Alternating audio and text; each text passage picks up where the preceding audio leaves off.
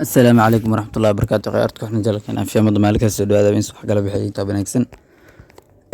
aad iyo aad horta waa maasantiin marka la horta channelka taa ku subtahay channelka taa ku subtahay waxa ka codsanaa channelka subscribe saarto like share comment waxa gaaga aad iyo aad waa maasan tahay qaybtan ujeedin waa qaybtii nafqada lagu diyaarinayo ee soo baxday geedkii aan ilaahay waa qajaar ma aha qajaar waa bocor marka bocor ka soo bax meeshaasi ku qajaar aan indhaha umaleena marka ka dhan noqdo maahan qajaar waa bocor marka bocorkiisa soo batay kana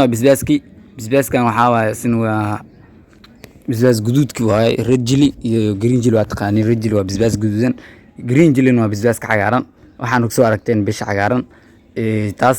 hadda adiga la soconin hadda kala baro loo bisbaas ay jiro bisbaas guduudan iyo bisbaas cagaaran okay meeshan hadda ujeedin waa babaaygan aad iyo aad ujeedin waa soo bislaaday horta babaaygan ujeedaan saalem ku bilaaban asoo weyn oo bislaaday lama ku bilaaban isteebi badan oo soo maray waa la soo abuuray waa la soo kuriyay oo soo weynaaday maanta waa kana waa lagu anfacayo waxa waay maanta mirihiisa guranaya marka taas macnaheedu waxa waay wixii adiga guratid wixii adiga beeratid wixii mirihii adiga beeratid biri waa hele mirihii maanta beeratid waxa waay biri waa hele maanta daatiin beeratid birtiinkii ku soo baxay laakiin maanta hadaa qudaar abuuratid qudaartii bir ku soo baxayso marka wax gacantaada ku abuuratay ku soo baxayo waa ujeedin aniga hadda waxa abuurtay wixii waa soo bixin alxamdulillah oo kan bas ma aan wax badan ay soo ga'ay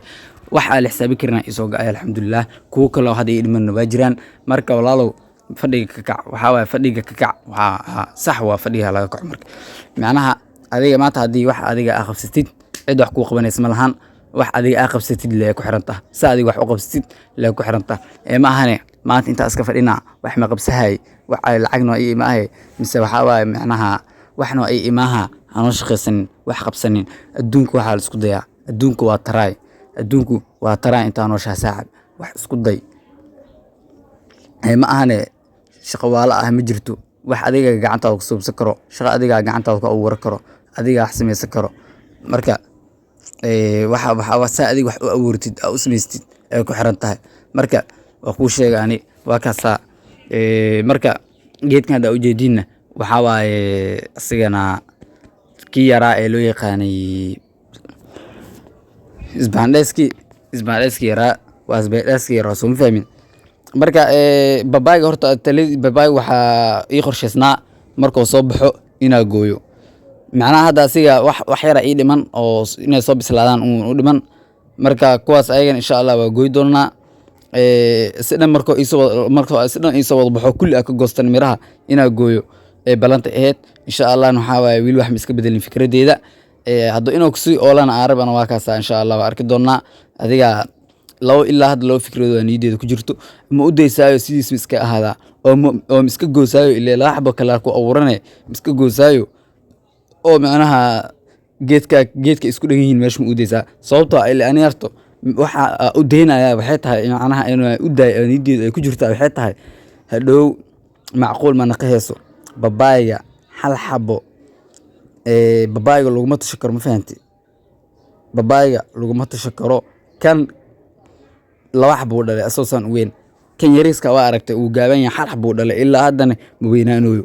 marka kaas waa mid weyn oo ciyo soo baxayo ciyo dhalayo ciyo waxa ma sha Allah dhag hooshiis kala qabsahay laakiin kuwan kale lagu ma tashakaro sidaas darteed marka waxa uu leeyahay ma goosaa mise iska deysaa taas labadaas fikrada niideeda ku jirto marka